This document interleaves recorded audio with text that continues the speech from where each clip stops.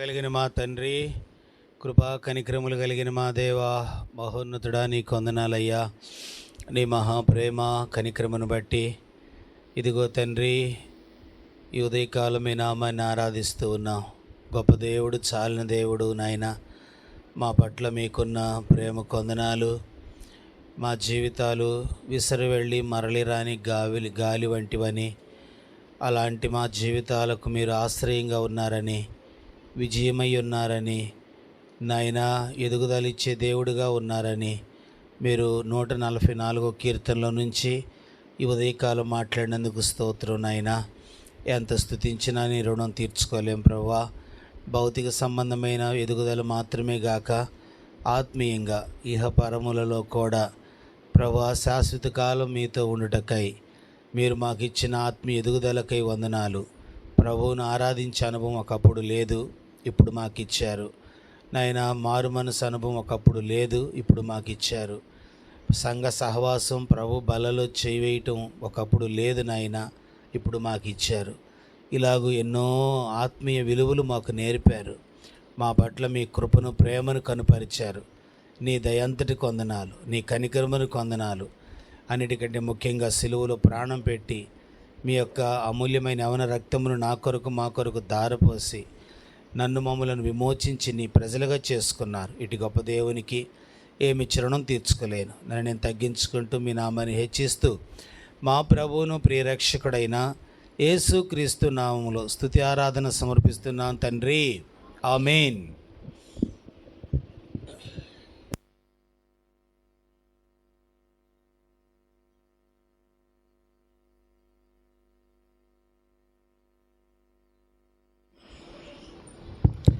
పాటల పుస్తకంలో నుండి 223, పాట సంఖ్య 223. యేసుక్రీస్తు నిన్ను పిలిచెనుగా, రావేల ఓ యువక. యేసుక్రీస్తు నిన్ను పిలిచెనుగా, రావేల ఓ యువక, రావేల ఓ యువతి. యేసుక్రీస్తు నిన్ను పిలిచెనుగా, రావేల ఓ యువక, రావేల.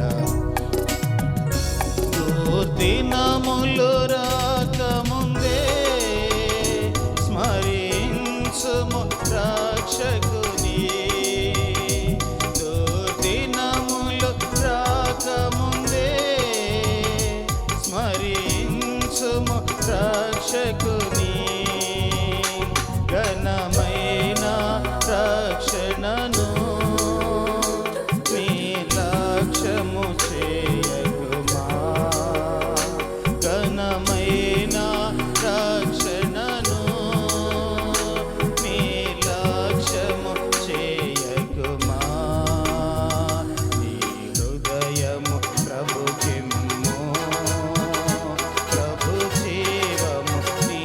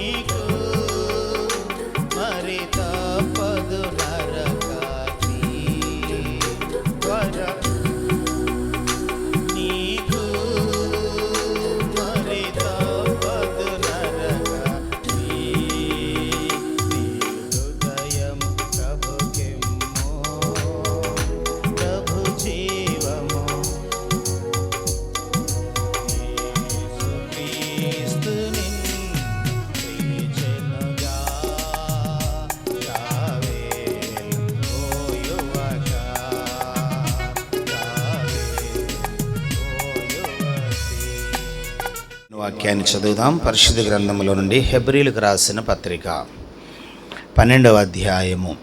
పరిశుద్ధ గ్రంథములో నుండి అపోస్తలుడైన పౌలు హెబ్రీలకు రాసిన పత్రిక 12వ అధ్యాయం 1వ వచనం. ఇంత గొప్ప సాక్షి సమూహము మేఘము వలె మనలను ఆవరించి ఉన్నందున మనము కూడా ప్రతి భారమును సులువుగా చిక్కులుబెట్టు పాపమును విడిచిపెట్టి విశ్వాసమునకు కర్తయు దానిని కొనసాగించువాడునైనా యేసు వైపు చూచుచు మన ఎదుట ఉంచబడిన పందెములో చాలా ఓపికతో పరిగెత్తుదుము. ప్రార్థన. దయగలిగిన మా తండ్రి, నీ కొందనాలయ్యా, ఈ సమయంలో మాతో మాట్లాడండి. మరొకసారి మీ మెలనైన స్వరాన్ని మేము వినుటకు సహాయించే కృపగలిగిన హస్తాలకు అప్పగించుకుంటూ యేసు నామములో ప్రార్థించి వేడుకుంటున్నాం తండ్రి, ఆమేన్. మంచిది ప్రియులరా, దేవుని పరిశుద్ధ గ్రంథములో హెబ్రీ పత్రిక 12వ అధ్యాయము దైవజనుడు అపోస్తలుడైన పౌలు ఒక శ్రేష్టమైన విషయాన్ని మరి విశ్వాసులైన వారికి తాను తేటగా తెలియచేయదలుచుకున్నాడు. ఈ 12వ అధ్యాయ ప్రారంభములో ఇంత గొప్ప సాక్షి సమూహము అని ఒక సమూహాన్ని ఉద్దేశించి మాట్లాడుతున్నాడు. ఒక సమూహాన్ని ఉద్దేశిస్తూ ఆ గొప్ప సమూహం ఉన్నారు. సమూహం అంటే అనేక మంది కలిస్తే సమూహం అవుతారు. కనుక వీరందరూ మేఘంలా ఆవరించి ఉన్నారు అని బోధిస్తున్నాడు. కనుక ఇంతమంది సమూహంగా ఉన్నా మనము విశ్వాసమునకు కర్త అయిన యేసు వైపు చూస్తూ మన పందెములో ఓపికతో ఏం కావాలన్నాడు? పరిగెత్తుదుము అన్నాడు. అంటే క్రైస్తవ విశ్వాస జీవితము పందెపు రంగములో ఉన్నవారము అని గుర్తుంచుకోవాలి. అందుకే అపోస్తలుడైన పౌలు ఏమంటాడు తెలుసా? నేను ఆ పందెములో ఎలా ఓపికతో నేను పరిగెత్తాను అని చెప్తాడనమాట. 2, నేను గురి యొద్దకే పరిగెత్తాను అని చెప్తుంటాడు.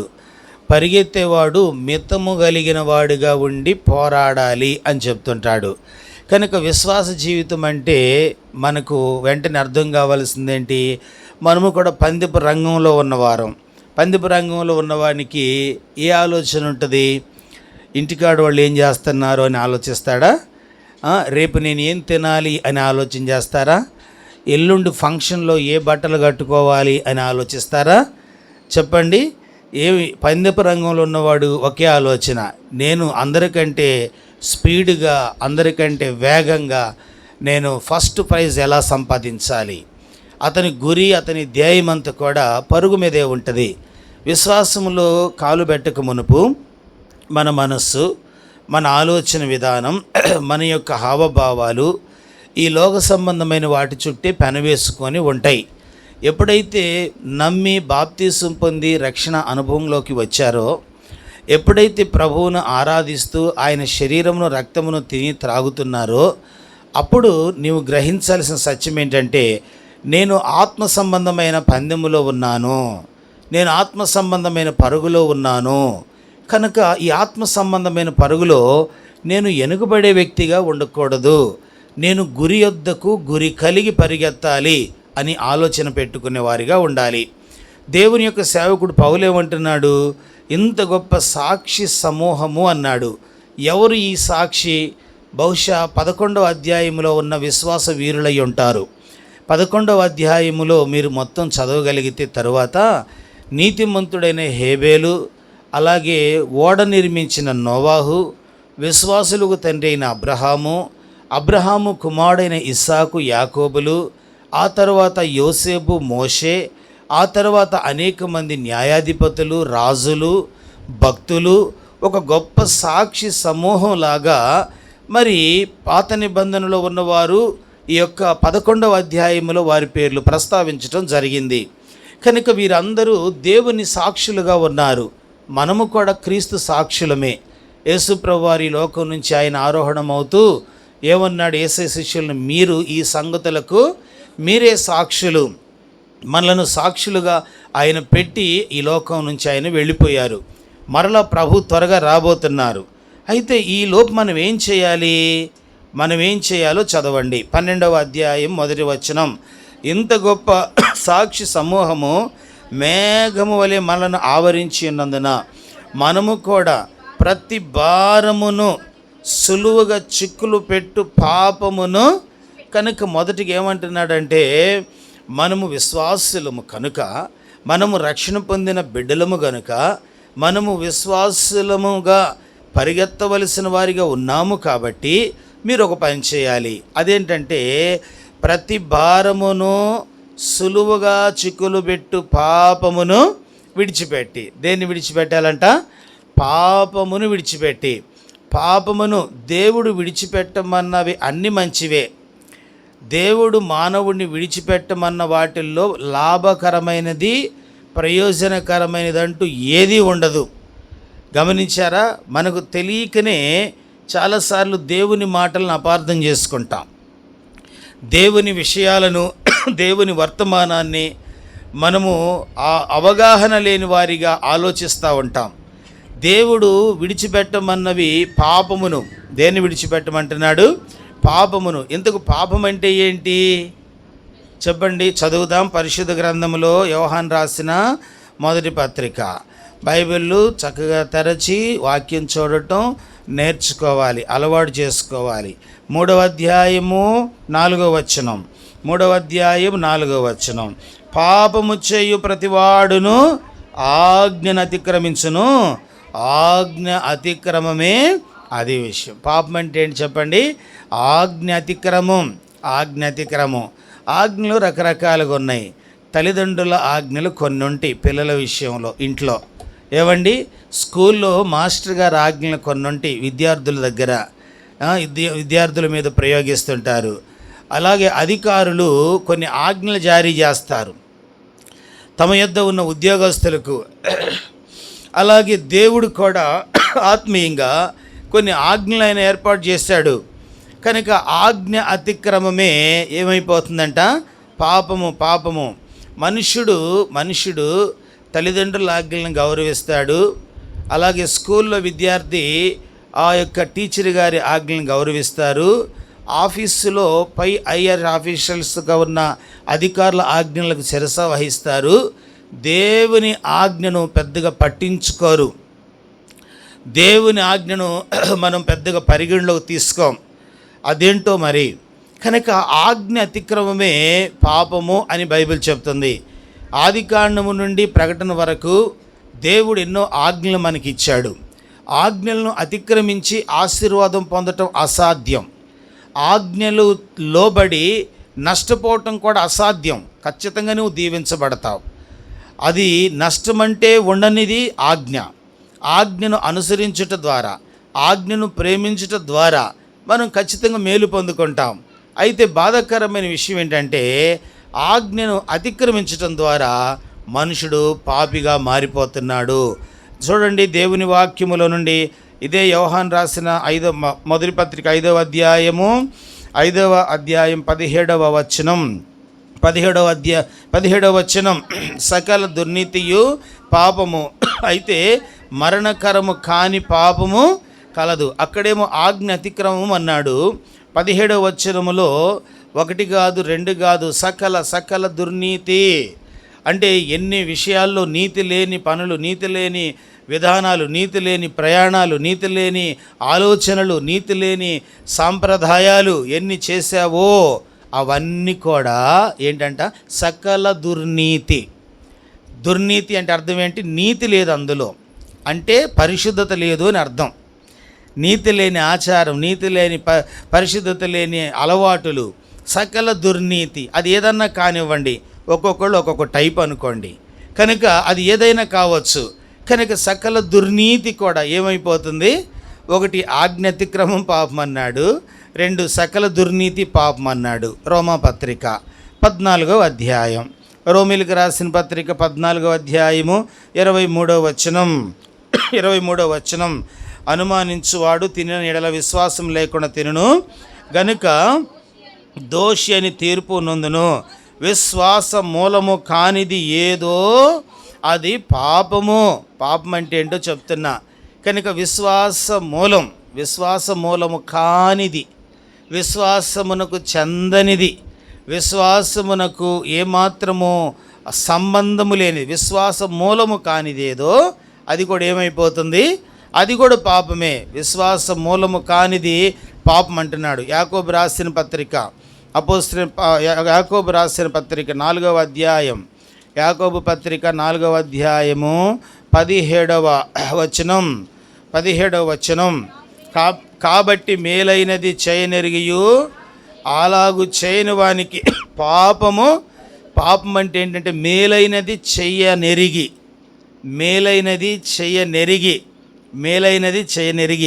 మేలైనదంటే ఉదాహరణకి దేవుని సన్నిధికి రావటం మేలు, దేవుని ఆరాధించటం మేలు, దేవుని కృతజ్ఞతాస్తుతులు చెల్లించటం మేలు, దేవుని సన్నిధిలో విరిగిన హృదయముతో సాగిలపడటం మేలు, దేవునికి అర్పణ చెల్లించటం మేలు, పాపమును విడవటం మనకు మేలు.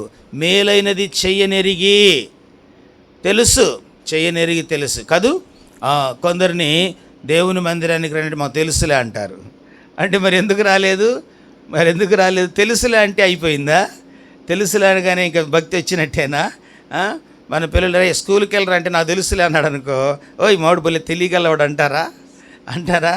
ఆ మాటికి వెంటనే బెస్తం తీసుకుంటావా లేదా? కర్ర తీసుకుంటారా లేదా? కనుక తెలుసు అంటం ద్వారా భక్తి రాదు, చేయటం ద్వారా భక్తి వస్తుంది. అర్థమైందా? వాక్యం చెప్తుంది మేలైనది చెయ్యనెరిగి. మేలేంటి? నీ ఆత్మక్షేమం కోరే దేవుడు, నీ శరీర మేలు కోరే దేవుడు, నీ కుటుంబం మేలు కోరే దేవుడు, నీ బిడ్డల భవిష్యత్తును కోరుకునే దేవుడు, నీ స్థితిగతులలో జీవాన్ని వెలుగును నింపగలిగిన దేవుడు. మేలైనది ఏంటో మనకు తెలియజేసినప్పుడు మేలైనది చేయనెరిగి అలాగూ చేయని వానికి ఏం కలుగుతుందన్నాడు? పాపము కలుగును. కనుక పాపమును విడిచిపెట్టి అన్నాడు హెబ్రీ పత్రికలో. ఏం విడిచిపెట్టాలంట? పాపమును విడిచిపెట్టాలి. విడిచిపెట్టకపోతే అది ప్రమాదానికి దారితీస్తుంది. ఒకానొక దినంలో ఒక పట్టణంలో విపరీతంగా వరదలు వచ్చినాయి. వరదలు వస్తే రకరకాలైన వస్తువులు అవి ఆ నదిలో కొట్టుకుంటూ వస్తూ ఉన్నాయి. కనుక వాళ్ళకు ఒక ఆనవాయితీ ఏంటంటే వరదలు వచ్చినప్పుడల్లా ఇప్పటికి కూడా కొండ ప్రాంతాల్లోకి వెళితే ఆ కొండ మీద ఉన్న నీళ్లు జాలులాగా వచ్చినప్పుడు అక్కడ రత్నాలు దొరుకుతూ ఉంటాయి అని ఒక నానుడు. అందుకే వరదలు వచ్చినప్పుడల్లా కొండ దగ్గరికి వెళ్ళి రంగురాళ్ళు ఏరుకునే వాళ్ళు ఉంటారు. ఇలాగే ఒక పట్టణం ఉంది, అక్కడ పక్కన నది.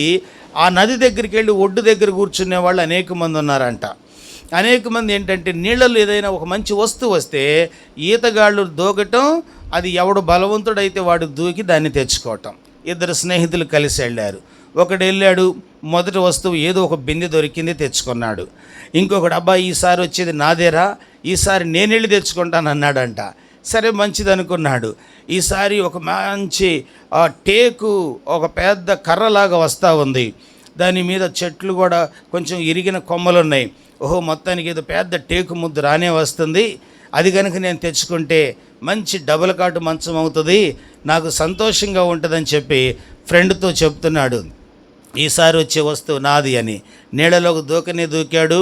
ప్రవాహంలాగా ఉన్న నీళ్ళల్లో ఈదుకుంటూ ఆ మొద్దు దగ్గరికి వెళ్ళాడు. అది అలా పట్టుకొని దాన్ని ఇలా కౌగిలించుకోగానే ఆ కొమ్మల మధ్య ఉన్న ఎలుగుబంటి వచ్చి ఈయన గట్టిగా కౌగిలించుకుందంట. గట్టిగా పట్టుకుంది. ఆ ఒడ్డునున్నాడు కేకేస్తున్నాడు, అరే అది విడిచిపెట్టి రా, నువ్వు వచ్చేసాయి, అది నీకు ప్రమాదం, ఆ వస్తువు లేకపోయినా పర్వాలేదు, నువ్వు వచ్చేసాయి అంటే ఆ నీళ్ళ మీద వాటి మీద ఉన్నవాడు ఏమన్నాడు తెలుసా?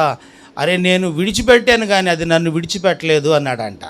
నేను విడిచిపెట్టాను కానీ అది నన్ను విడిచిపెట్టడం లేదు అని చెప్పాడు. పాపమునకున్న భయంకరమైన లక్షణం ఏంటంటే మొదట అది నీకు మేలు అన్నట్టుగా నిన్ను ఆకర్షించుకుంటుంది, నీకు ఉపయోగకరమైన వ్యక్తిలాగే ఆకర్షించుకుంటుంది, నీకు ఉపయోగకరమైన వస్తువులా ఆకర్షించుకుంటుంది, నీకు ప్రయోజనకరమైన స్నేహంలాగే ఆకర్షించుకుంటుంది. ఆ వ్యక్తి కనుక టేకు ముద్దని వెంటబడి వెళ్ళినట్టు అందులో ఆ యొక్క ఆకుల మధ్య ఎలుగుబంటున్న సంగతి ఆయనకి తెలియదు. ప్రతి పాపము వెనక ప్రమాదకరమైన ఐడియాలజీ ఉంటుంది. ప్రతి పాపము వెనక మనలను నష్టపరిచే సాతాను కుతంత్రము ప్రణాళిక దాగి ఉంటుంది. ఆయన ఏమన్నాడు తెలుసా? నేను విడిచిపెట్టాను కానీ అది నన్ను విడిచిపెట్టలేదు. ప్రియులారా, పాపమును ఎందుకు హెబ్రీ పత్రికలో విడవమన్నాడు అంటే, అది ఒక్కసారి మనల్ని పట్టుకుంటే మనలను విడవదు. ఎంత బలవంతుడైనా సరే, ఎంత జ్ఞానవంతుడైనా సరే, సొలొమోను అంత జ్ఞానమున్నా, ఎన్నో సామెతలు రచించే తెలివున్నా, తోసశక్యం కానంత వెండి బంగారాలు సంపాదించినా పాపం ఎదుట బానిసయ్యాడు. 2 చేతులతో దేవాలయాన్ని కూలదోయగలిగినంత బలము సంసోనుకున్నా, ఆయన పచ్చి గాడిద దవడిముగుతో 1000 మంది ఫిలిస్తీ సర్దార్లను చంపగలిగిన శక్తిమంతుడైనా పాపాన్ని పట్టుకున్నాడు కాబట్టి మరణం వరకు వెళ్ళిపోయాడు. అందుకే దేవుని వాక్యం చెప్తుంది, మీరు విశ్వాసము కర్తైన యేసును చూడటమే నేర్చుకోండి. మీరు విశ్వాసమును కర్తైన యేసు వైపు తిరగటం నేర్చుకోండి. ఈలోపు చేయాల్సిన పని ఏంటంటే, సులువుగా చిక్కులు పెట్టి పాపమును ఏం చేయాలంట?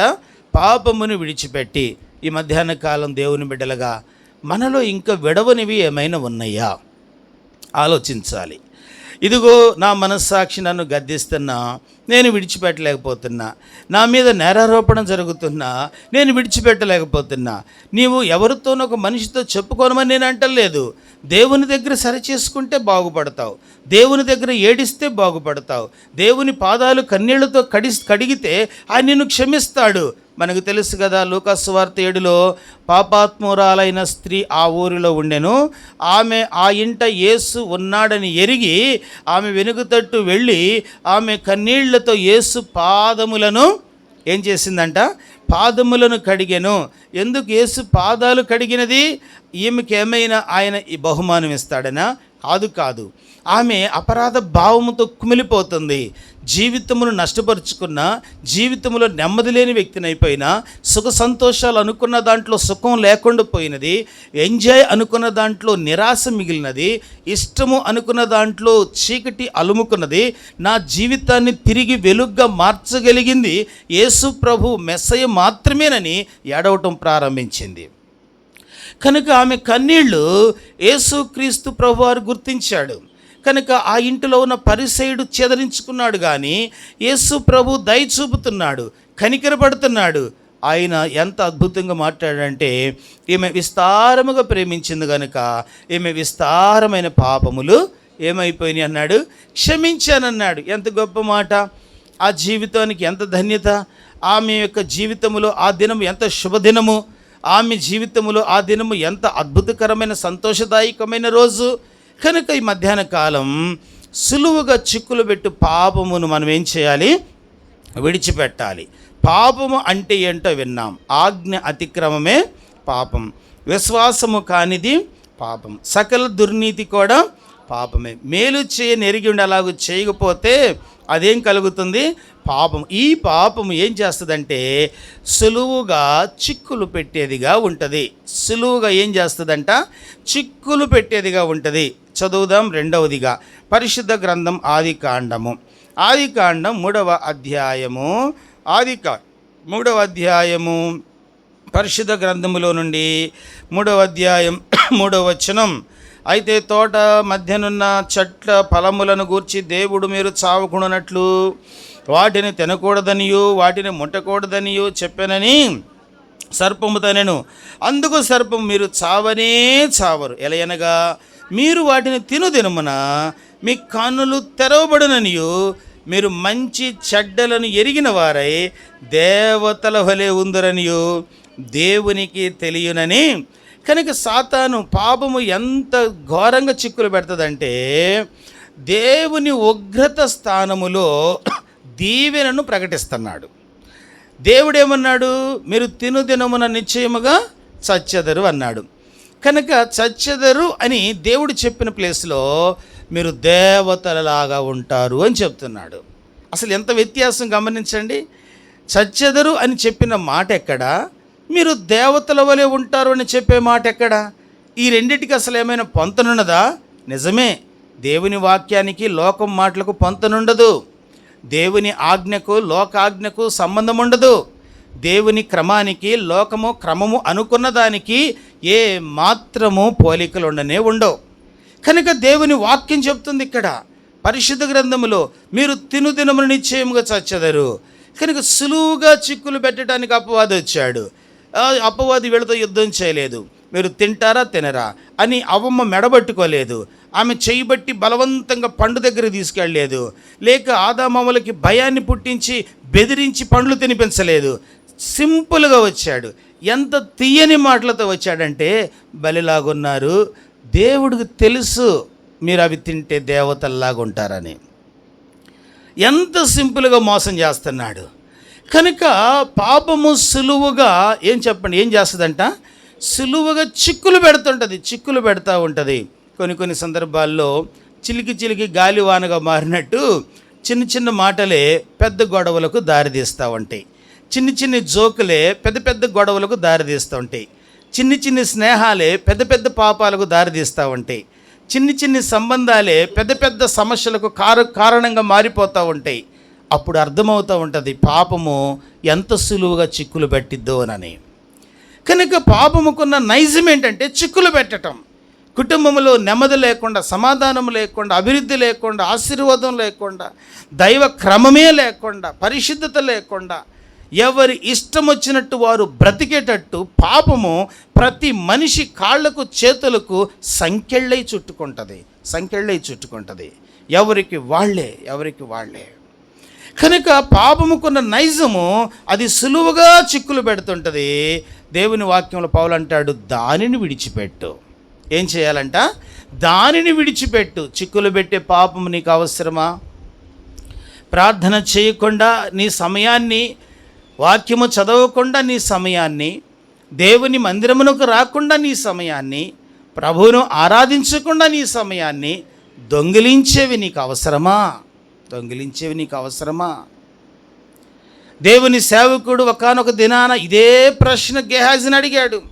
రెండవ రాజుల గ్రంథము, పరిశుద్ధ గ్రంథములో నుండి 2వ రాజుల గ్రంథము 5వ అధ్యాయం, 2వ రాజుల గ్రంథం 5వ అధ్యాయం 26వ వచనం. అంతటా ఎలీషా వానితో, ఆ మనుషుడు తన రథము దిగి నిన్ను ఎదుర్కొనుటకు తిరిగి వచ్చినప్పుడు నా మనసు నీతో కూడా రాలేదా? ద్రవ్యమును, వస్త్రములు, ఒలీవ చెట్లు, తోటలు, ద్రాక్ష తోటలు, గొర్రెలను, ఎడ్లను, దాసీలను సంపాదించుకొనుటకు ఇది ఆరాధించే సమయం కదా, ప్రభు యొద్ద కూర్చునే సమయం కదా, ప్రభువును సేవించి స్తుతించే సమయం కదా, ప్రభు ఎడల కృతజ్ఞత చెప్పే సమయం కదా. గెహాజీ ఎందుకు అట్లా పారిపోయావు? ఎలీషా గెహాజీని అడుగుతున్నాడు, నయమాను వెంట ఎందుకు పరిగెత్తావు?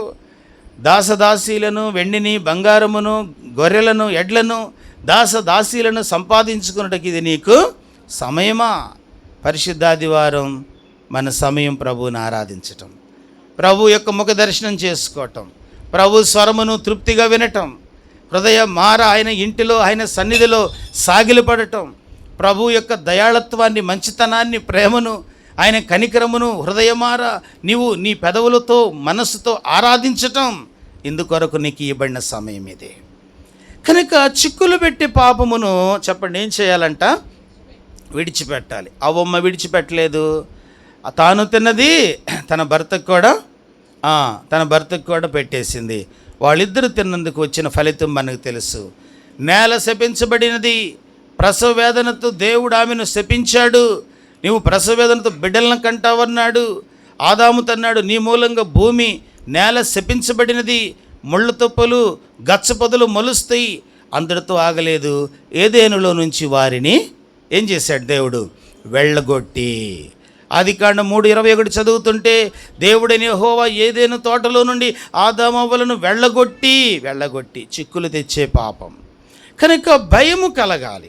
పాపం అనగానే ఏం కలగాలి? విశ్వాసకి భయము కలగాలి. మనకి విచిత్రమైన మనుషులు భయపడేదానికి అసలు భయపడకూడని దానికి ఏం భయపడినా భయపడతారు కదా. కొందరికి బల్లి అంటే భయం, బొద్దింక అంటే భయం. ఒకళ్ళు చెప్తున్నారు ఇంటర్వ్యూలో, నాకు బల్లి అంటే భలే భయం, ఇంకొక నాకు బొద్దింక అంటే. ఏం ఇంటర్వ్యూలో అసలు ఏమి డైలాగు అర్థం కాదు. అసలు పాపమునకు భయపడు, నీ మనస్సును చంపేదానికి భయపడు. దేవుడు నిన్ను గొప్ప చేయాలనుకుంటున్నాడు. నీకు ఒక ఉన్నతమైన స్థితిని ఇవ్వాలని దేవుడు ఆశపడుతున్నాడు. నీ కుటుంబంలో మరి ఎవరికి లేని ఒక భవిష్యత్తును దేవుడు ఇవ్వటానికి ఆశపడుతున్నాడు. అది చూడకుండా సాతాను గుడ్డితనం కలిగించాడు. అది అర్థం కాకుండా అనేకులకు దేవుడు నిజంగా అపవాది గుడ్డితనం కలిగించాడు. అందుకే పౌలు అంటున్నాడు, సులువుగా చిక్కులో పెట్టు పాపమును మీరేం చేయాలంట, విడిచిపెట్టు. పాపం అంటే ఏంటో విన్నావు కనుక పాపము సులువుగా చిక్కులు పెడుతుంది. తింటే దేవతలు అవుతారు, వెళ్ళి సంపాదించుకుంటే నేను బాగుపడతానని గేహాజీ వలె, తింటే దేవతలు అవుతామని ఆదాము అవ్వల వలె ఎన్నో మార్లు మనము తీపి అనుకొని చేదు ఎద్దుకు వెళ్ళాం, వెలుగు అనుకొని చీకటి ఎద్దుకు వెళ్ళాం, మంచోళ్ళు అనుకొని చెడ్డోళ్లతో సహవాసం పెట్టుకున్నాం, పరిశుద్ధులు అనుకొని పాపులతో జతగట్టాం, లాభం అనుకొని నష్టాల వెంట పరిగెత్తాం.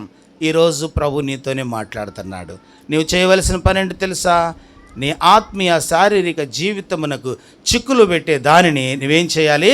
విడిచిపెట్టాలి. మరి ఏం చేయాలి? తర్వాత హెబ్రీయులకు రాసిన పత్రిక రండి, పరిశుద్ధ గ్రంథంలో నుండి, పరిశుద్ధ బైబిల్ గ్రంథం 12వ అధ్యాయము 1వ వచనం.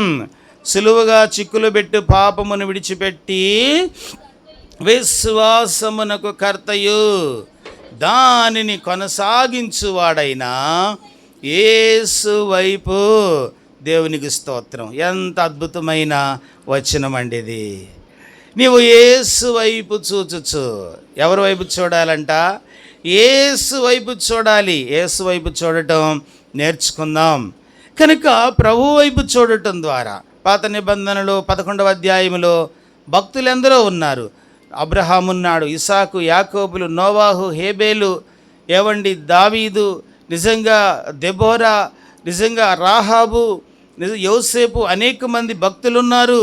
వారిని కాదు, మీరు ప్రభు అయిన యేసుక్రీస్తును చూడటం నేర్చుకోండి. ఆయన పరిశుద్ధుడు, ఆ పరిశుద్ధతను కోరుకో. ఆయన యథార్థవంతుడు, యథార్థతను నీవు కోరుకో. నిష్కల్మషము కలిగిన వాడు, అలాంటి మనస్సాక్షిని కలిగిన వ్యక్తిగా ఉండు. యేసు వైపు చూచుచు మన ఎదుటున్న పందెములో మనం ఏం చేయాలంట? ఓపికతో పరిగెత్తాలి. చాలాసార్లు మనకున్న అజ్ఞానం ఏంటంటే, విశ్వాస జీవితంలో ఎదుగుతూ ఉన్నప్పుడు బలహీనలైన వారిని చూసి పర్లేదు, వాళ్ళకంటే నేను కాస్త బెటరే అనుకుంటూ ఉంటాం కదా. వాళ్ళకంటే కాస్త బెటరు, అసలు వాళ్ళకంటే బెటర్ అని ఆలోచించటమే తప్పు. వీళ్ళకంటే పర్వాలేదు అనుకోవటమే తప్పు. వాళ్ళతో వీళ్ళతో కాదు నీవు నేను పోల్చుకోవాల్సింది. మనము ప్రభువును చూడటం నేర్చుకోవాలి. ఆయన పరిపూర్ణుడు, ఆయన పరిశుద్ధుడు, ఆయన నిష్కళంకుడు. చదువుతారు హెబ్రీయులకు రాసిన పత్రిక 6వ అధ్యాయం, పరిశుద్ధ గ్రంథంలో నుండి హెబ్రీయులకు రాసిన పత్రిక 6వ అధ్యాయం 26వ వచనం. పవిత్రుడును నిర్దోషియు నిష్కల్మషుడును పాపులలో చేరక ప్రత్యేకముగా ఉన్నవాడును ఆకాశ మండలముల కంటే మిక్కిలి హెచ్చైన వాడునైనా ఇట్టి ప్రధాన యాజకుడు. ఎంత అద్భుతమైన, మనకు ఎలాంటి వాడంట? మనకు సరిపోయిన వాడండి. మనకు సరిపోయిన వాడు. మనం అంటుంటాం కదా, మా కుటుంబానికి సరిపోయిన వాళ్ళు అండి వాళ్ళు, మాకు సరిపోయిన వాళ్ళని ఎంత సంతోషిస్తుంటాం. దేవుని వాక్యం చెప్తుంది, ఈయన మనకు సరిపోయిన వాడు, పవిత్రుడు, నిర్దోషి, నిష్కల్మషుడు, పాపులలో చేరక ప్రత్యేకంగా ఉన్నవాడు, ఇట్టి ప్రధాన యాజకుడు, మనకు సరిపోయినవాడు. కనుక మనం అన్ని వేళల్లో ప్రభువు వైపు చూడటం నేర్చుకోవాలి.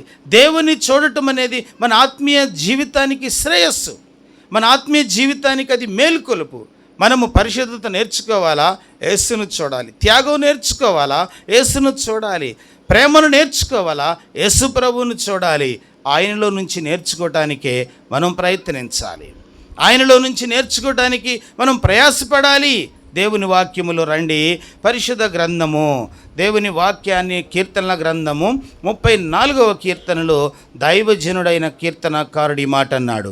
34వ కీర్తన 5వ చరణం 30. వారు ఆయన తట్టు చూడగా వారికి ఏం కలిగిందంట?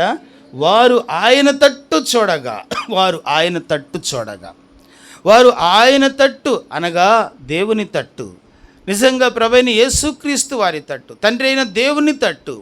కనుక ఆయన తట్టు చూడగా వారికి వెలుగు కలిగెను, వారి ముఖములు ఎన్నడూ లజ్జింపకపోయాను. దేవుని తట్టు చూడటం ద్వారా ఏం కలుగుతుంది చెప్పండి? ఏం కలుగుతుంది? వెలుగు కలుగుతుంది. వెలుగు నీ చీకటిని ఛేదించిద్ది, నీ దుఃఖమును మాన్పివేసిద్ది, నీ కన్నీళ్లను తొడవగలిగేది ఇదే వెలుగు. ఒకానొక దినాన మన యొక్క పితరుడైన సౌలును దర్శించటం మన ఎరుగుదాం. అపోస్తల కార్యాలు 9వ అధ్యాయము దమస్కు మార్గాన వెళ్ళుచు ఉండగా మధ్యాహ్నకాల సమయములో మధ్యాకాశముల వెలుగు, ఆ ప్రత్యక్షత దైవజనుడైన పౌలు యొక్క సౌలుగా ఉన్న దినాల్లో అతన్ని దర్శించటం మనం ఎరుగుదాం. ఏం జరిగింది? సౌలు కాస్త పౌలు అయ్యాడు. సౌలు కాస్త పరిశుద్ధుడుగా మారాడు, ప్రార్థనాపరుడుగా మారాడు, ఉపవాసం చేసేవాడయ్యాడు, సువార్త ప్రకటించేవాడయ్యాడు. ఒకప్పుడు తిట్టేవాడు, ఇప్పుడు దేవుని కొరకు తిట్టించుకున్నాడు. ఒకప్పుడు కొట్టేవాడు, ఇప్పుడు దేవుని కొరకు కొట్టబడటానికి ఇష్టపడుతున్నాడు. ఒకప్పుడు అనేకులను చంపేవాడు, ఇప్పుడు క్రీస్తు కొరకు చావటానికి సిద్ధపడ్డాడు. ఒకప్పుడు దోషకుడు, హింసకుడు, హానికరుడు, ఇప్పుడు అనేకులకు దీవెనకరమైన వ్యక్తిగా మారాడు. దేవుని తట్టు చూస్తే ప్రయోజనము లేని నిన్ను నన్ను ప్రయోజనకరులుగా చేస్తాడు.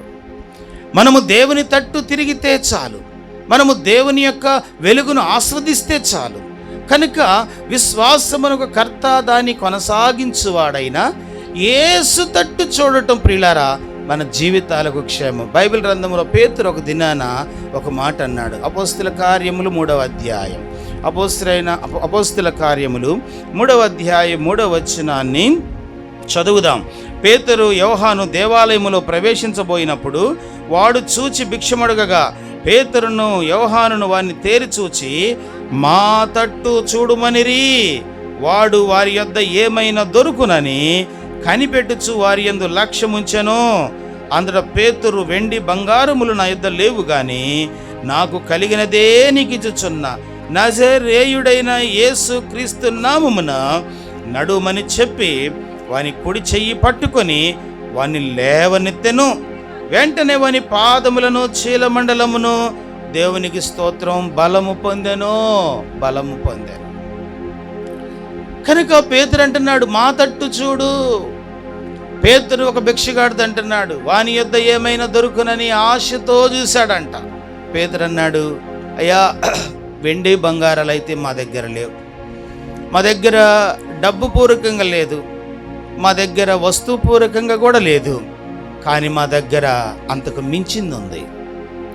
అంతకు మించిన దేవుని యొక్క పరిశుద్ధత శక్తి, దేవుని యొక్క పరిశుద్ధాత్మ తాకిడిని మేము కలిగి ఉన్నాం. ఆ కృపను బట్టి వారు మాట్లాడారు. ఏమన్నారు తెలుసా? యేసు క్రీస్తు నామమున దిగ్గున లేచి నడవమన్నారు. వెండి చేయగలిగిద్దా? వెండి ఇచ్చారే అనుకోండి, నడవగలుగుతాడా? పోనీ బంగారం ఇచ్చాడు అనుకోండి, కుంటితనం పోతుందా? వస్త్రాలు ఇచ్చాడు అనుకోండి, అతని యొక్క బలహీనత నుంచి విడుదల పొందుతాడా? వస్త్రాలు చేయలేదు, వెండి బంగారము చేయలేదు, ఇంకా ధనము చేయలేని పని పేతురు యోహానుల ద్వారా దేవుడు జరిగించాడు. కనుక దానికి ముందు అంటున్నాడు, నీవు మా తట్టు తేరి చూడు. దేవుని తట్టు నీవు చూడటం ద్వారా నీవు స్వస్థపరచబడతావు, బలహీనతల్లో నుంచి విడిపించబడతావు. దీర్ఘకాలికమైన రోగం కావచ్చు, శారీరక మానసిక ఒత్తిడి కావచ్చు, మనశ్శాంతి లేని పరిస్థితులు కావచ్చు, నీవు దేవుని వైపు చూడటం నేర్చుకో, దేవుని మీద ఆధారపడటం నేర్చుకో, దేవుణ్ణి ఆరాధించటం నేర్చుకో. దేవుడే నాకు సమస్తం అన్నట్టుగా ఆయన మీద నీవు ఆశ పెట్టుకుంటే బైబిల్ చెప్తుంది, ఎలా అనగా ఆశ కలిగిన ప్రాణమును ఆయన ఏం చేస్తున్నాడు? తృప్తిపరుస్తున్నాడు. మొదటిగా ఆయన తట్టు చూస్తే వెలుగు కలుగుతుంది. 2, ఆయన తట్టు చూస్తే స్వస్థత దొరుకుతుంది. 3వ చదివి ప్రార్థన చేసుకుంటాం. లూకాసు సువార్త, పరిశుద్ధ గ్రంథములో నుండి లూకాసు సువార్త 19వ అధ్యాయం 1వ వచనం. లూకాసు సువార్త 19 1వ వచనం. ఆయన సంచరించుచు ఎరికో పట్టణములో ప్రవేశించి దాని గుండా పోవచ్చుండెను. ఇదిగో సుంకపు గుత్తదారుడును ధనవంతుడనైన జక్కయ్యను మారు పేరు గల ఒకడు యేసు ఎవరు అని చూడగోరెను. చాలమ్మ, యేసును చూడాలనుకున్న జక్కయ్య. కనుక కీర్తన గ్రంథములో ప్రభువును చూసి వెలుగును పొందారు. గమనించారా? అపోస్తుల కార్యాలు 3లో అపోస్తుల వైపు తిరిగి కుంటివాడు స్వస్థపరచబడ్డాడు. లూకాసు వార్తలో జక్కయ్య యేసును చూసి రక్షించబడ్డాడు. యేసును చూడటం ద్వారా 9వ వచనం చదవండి. 9వ వచనం, అందుకు యేసు, ఇతడును ఎవరి కుమారుడంట? అబ్రహాము కుమారుడు. ఎందుకనగా నేడు ఈ ఇంటికి ఏమొచ్చిందన్నాడు? రక్షణ. ఎంత గొప్ప భాగ్యం! కనుక ప్రభువును చూడటం ద్వారా రక్షణ పొందుతున్నాం. ఎంత ఆశీర్వాదం!